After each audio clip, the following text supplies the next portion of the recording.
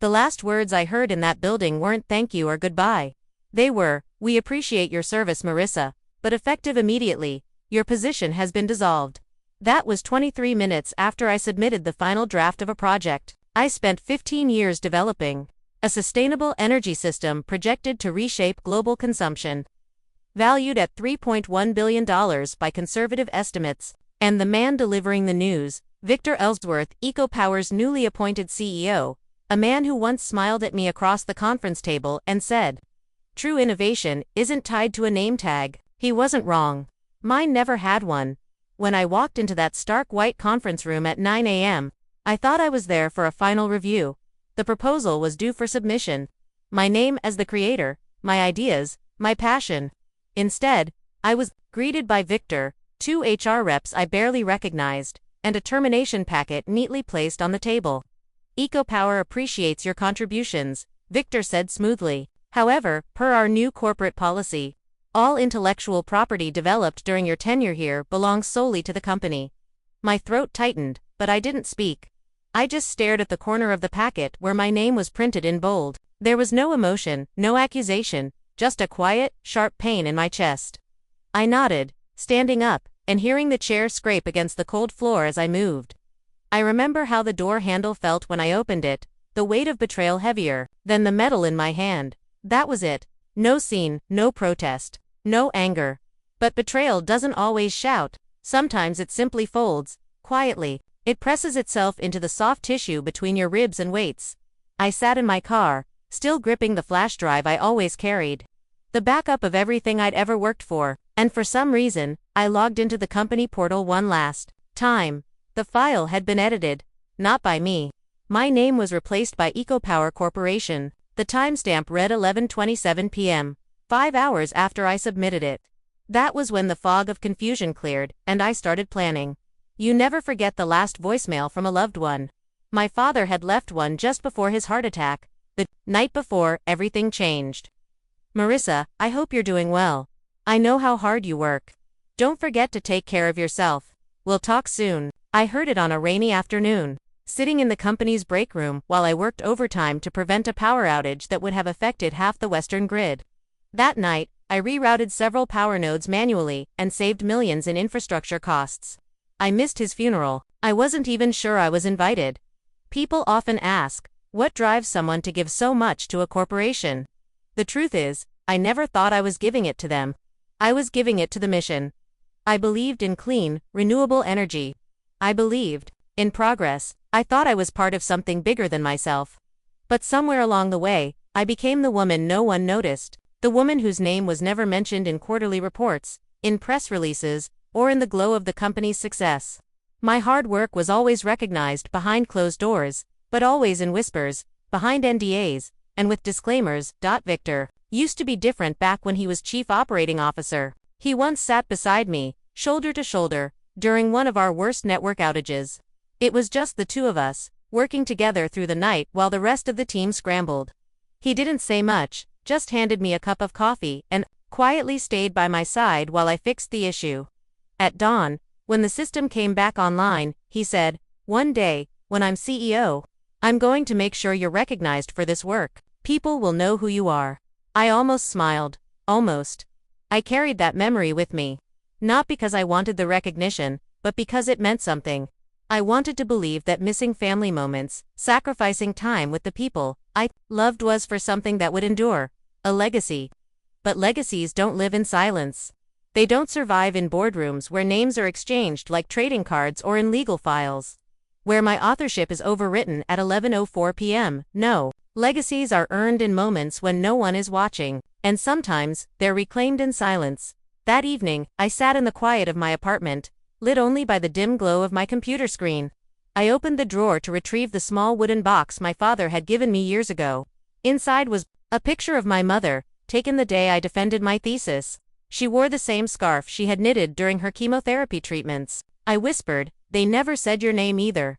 Before I turned to my terminal, not to destroy, to trace every thread I had woven into EcoPower's infrastructure. They were going to erase me. But I would make sure they never forgot what I had built. Before the betrayal, before Victor's name replaced mine on the patent submission, I'd already started to feel the shift. The subtle shifts. The locked door meetings I wasn't invited to. The executive memos marked confidential that I never received. The cold silence when I presented my weekly reports. I had seen enough brilliant minds erased in corporate power plays to know how this game began. So, I did what I did best. I stayed invisible and quietly began to build something no one could see. 9 months before Victor even knew what was coming. I had flown to Geneva under the guise of attending an international energy symposium. The symposium was real, but my true mission was to incorporate a private entity, Green Core Enterprises, under my name. The company's assets were backed by a silent partner I trusted from my university days. Through this new entity, I registered the full system design I had worked on as a protected intellectual property under international law. EcoPower had no idea. They only saw a version of the system, a shell. An API that would integrate with their current framework but required a key validation layer that lay outside their reach. I designed it in such a way that it was invisible to their eyes. They thought they had it all, but they didn't have the full version. And neither did they know that I had already lined up 56 companies across North America, Europe, and Asia, companies looking for a reliable, sustainable energy solution but unwilling to pay EcoPower's exorbitant fees. I signed each of them to a licensing agreement with Green Core Enterprises. EcoPower had no idea they were just another client. They were license ID 1030, filed under the internal pilot project with a 6-month renewable term. They never asked for more because they didn't know they could. By the time they realized the restrictions on the system, they were already hooked. And by the time they knew what I had done, their operations were tied to it. I scrolled through the Green Core license matrix that evening, my eyes scanning each entry one by one. Company names, regions, expiration dates, clauses. Each license was marked green, verified, and current. The system was in place, running across grids in Sweden, optimizing solar infrastructure in Spain, managing smart building controls in Japan. And every single one of those operations was powered by the code I had written. I didn't feel the pride I thought I would. It wasn't triumphant. It wasn't loud. It was quiet, like a calm after a storm, anchored and prepared. Because when you've spent years working behind the scenes, in the shadows, real victory isn't about recognition. It's about knowing that everything you've built is still in motion, even when no one knows you're at the center. I pulled up the Green Core file that detailed EcoPower's licenses, each one tied back to their agreement with us. I noticed EcoPower's license had been flagged for review. The system had already marked them for audit. They hadn't realized it yet, but their time was running out. At that moment, something clicked inside me. This wasn't just about taking back what was mine. It wasn't about revenge either. This was about restoring balance. They had stolen from me, from my mother's sacrifice, from everything I had built and believed in. And now, it was time for them to pay the price. I remembered what my mother used to say to me when I was younger. The world doesn't always reward you for doing right, but it's your choice whether or not to let them steal from you. Her words echoed in my mind as I clicked open the internal audit tool for EcoPower's license. The time had come. I hovered over the Initiate Global Revocation button. The screen prompted me with a warning. This action cannot be undone. Are you sure? I wasn't sure. I wasn't sure about much anymore. But I had to do this. For me, for the work, for the legacy that had been stolen. I clicked. The system responded immediately. License ID 1030. Revoked. One by one, all of EcoPower's access to the system was shut down. I watched the dashboard as their internal systems blinked, paused, and then went dark. The ripple effect was instantaneous. Emails started flooding in, phone calls, press releases. But this time, it wasn't about me. It was about them. It was about showing the world that you can't steal from people and get away with it. I watched the cascade unfold. EcoPower's systems were no longer running on my technology. The energy grids in Europe began to flicker. The smart city operations, in North America, started to falter. But I knew it wasn't going to last long. I had already planned for this. I'd sent the termination notice to every other partner company, all of them on the receiving end of the revocation. The game was shifting. The systems they relied on were no longer their own. At that moment, the phone rang. It was from the sector. Voice on the other end was steady, formal. Ms. Thorne, this is Agent Cooper from the U.S. Securities and Exchange Commission. We've received an anonymous tip regarding irregularities in EcoPower's IPO filings, specifically related to intellectual property ownership. We'd like to schedule a conversation at your earliest convenience. I felt a calmness sweep over me. The pieces were falling into place. Everything I had carefully set in motion was unfolding exactly as planned. The world was finally seeing what had been hidden in the shadows. I clicked over to the press release I had prepared weeks ago. It was concise, legally airtight, and without emotion. Effective immediately. Greencore Enterprises revokes EcoPower's access to its proprietary infrastructure algorithm, following breach of licensing agreements and violation of intellectual property rights. I didn't need to say more. The documents, the evidence, the timing, it was all there. The world would know the truth. But that wasn't the end of it. Victor Ellsworth wasn't going to let this go quietly. I knew it. He would fight back with everything he had. Legal threats, corporate spin, media distractions. But I had already anticipated it. I had already prepared the responses. His empire wasn't just built on a lie, it was held up by one. And now, the foundation was crumbling. I didn't expect any sympathy from the press. I didn't expect any praise either. What I did expect was that the world would notice. They'd see how the system had been manipulated, how a CEO had taken everything he could and twisted the rules to his advantage. And in the end, when everything he thought he owned came crashing down, it wouldn't be my name they erased, it would be his. My phone buzzed again. This time, it was from Julian. The subject read, "It's happening." I opened the message. Victor's already on the defensive. Lawyers are drafting a press release that tries to shift the narrative. They're already spinning it as an operational oversight and accusing you of causing unnecessary disruption. The board's moving to freeze his stake in EcoPower. It's getting ugly. I stared at the message for a while, but didn't reply. I didn't need to. Everything was already in motion. He'd try to spin it. He'd try to save his reputation. But in the end, he'd be left with nothing. By the time he realized it, I'd already won. I had built something no one could take from me. No amount of corporate propaganda could rewrite history. The next few hours were a blur. Calls, press inquiries, legal motions. Everyone wanted a piece of the story. But I didn't care about the story. I cared about the truth. And the truth was, I didn't need their approval. I leaned back in my chair, watching the system continue to unfold. EcoPower had already started to unravel, and there was no way to stop it now. It wasn't about the money. It was never about the money, it was about making sure the world knew who the real creator was.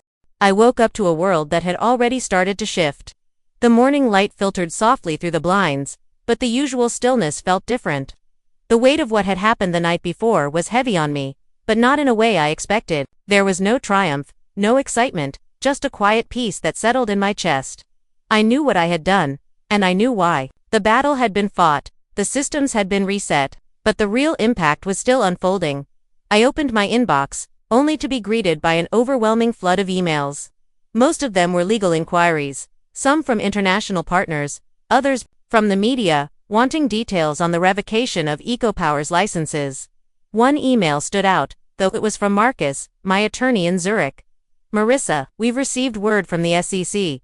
They've begun the formal investigation into filings. This could get messy, but it's going to move fast. They're pressing for a full audit of their financials and IP ownership. This is exactly what we wanted." I sat back in my chair, allowing myself a moment of quiet satisfaction. The SEC was now involved, and there was no way Victor could spin this any longer. It wasn't just about EcoPower now. It was about the entire system of exploitation that had been allowed to thrive for far too long. But this wasn't the time to relax. I needed to keep pushing forward. As much as I wanted to let everything play out on its own, I knew I couldn't afford to leave anything to chance. Victor and his team would fight back. They wouldn't go down without a final attempt to salvage their reputation. I needed to stay ahead of them. The phone rang. Unknown number. I hesitated for only a second before answering. Marissa Thorne. A calm, steady voice came through. It was a woman's voice, authoritative but with a tone that wasn't familiar. "This is Elena Matsuoka from Maria Grid Solutions. We're one of your licensed partners. We've received communication from EcoPower this morning, claiming our license with Greencore is void. They're offering us a renewal directly through them. The price is astronomical." I felt a rush of adrenaline hit my veins. The lengths they were going to. This wasn't just about covering their tracks anymore. It was an outright power play. They were shaking down companies I had worked with, companies I had built relationships with. They were trying to turn this into a financial game. Using pressure and intimidation to get what they wanted, they're offering us a tenfold increase in costs.